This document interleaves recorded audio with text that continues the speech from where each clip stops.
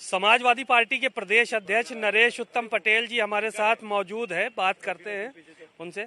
Sir, जिस तरह से गठबंधन को लेकर कल बैठक होने जा रही है, अखिलेश जी भी जा रहे हैं वहां पर, क्या कुछ निष्कर्ष निकलने वाला है? क्या सीटों को लेकर कोई असमंजस है अभी? देखिए, गठबंधन के बारे में समाजवादी पार्टी के राष्ट्रीय अध्यक्ष माननीय श्री अखिलेश यादव जी बैठक में जाएंगे और जो भी कार्रवाई होगी, जो भी करना होगा, वो हमारा राष्ट्रीय नेतृत्व ही करेगा और उसके बाद ही वो बता पाएंगे हम लोग।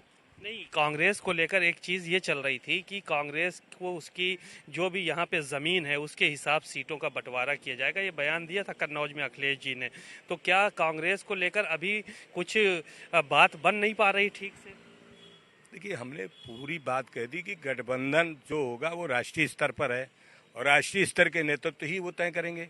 श्री अखिलेश यादव जी उस पर पार्टिसिपेट करेंगे, वो जो निर्णय करके आएंगे, हम समाजवादी पार्टी के वर्कर उसको जमीन तक लाएंगे। 2024 को लेकर आप लोग कितना तैयार हैं? क्योंकि मायावती ने भी ऐलान कर दिया, अपने भतीजों को चुनाव लड़ा रही हैं, सतीश मिश्रा को लड़ा रहे हैं, बड़े बड़े केंद्रीय मंत्री भी यहाँ से चुनाव लड़ेंगे, तो आप लोग कितना तैयार हैं? 2024 में हम 80 लोकसभा में भाजपा को हराने की पूरी तैयारी हमारी है।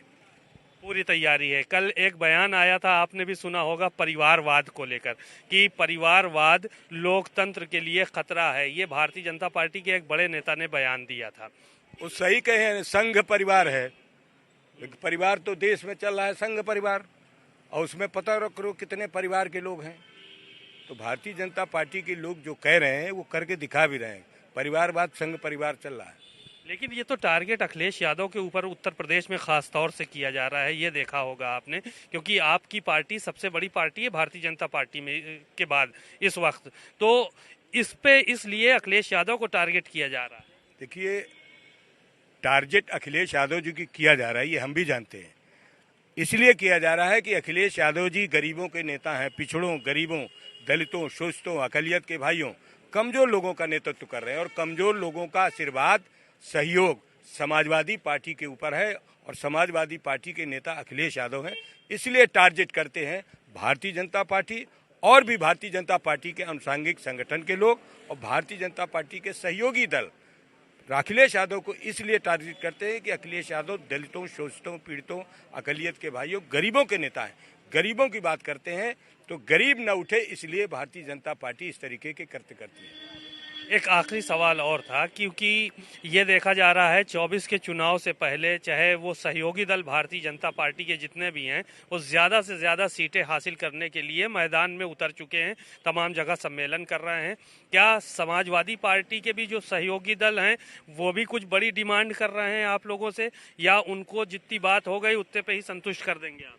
देखिए, हम और हमारी पार्टी जो भी इस तरीके के गठबंधन के सहयोगी दल हैं, उनका फैसला हमारा राष्ट्रीय नेतृत्व श्री अखिलेश यादव जी ही कर पाएंगे। और जहां तक भारतीय जनता पार्टी की तैयारी के बारे में बात है, तो उत्तर प्रदेश में अभी 3 बाई इलेक्शन हुए हैं, 3 उपचुनाव हुए।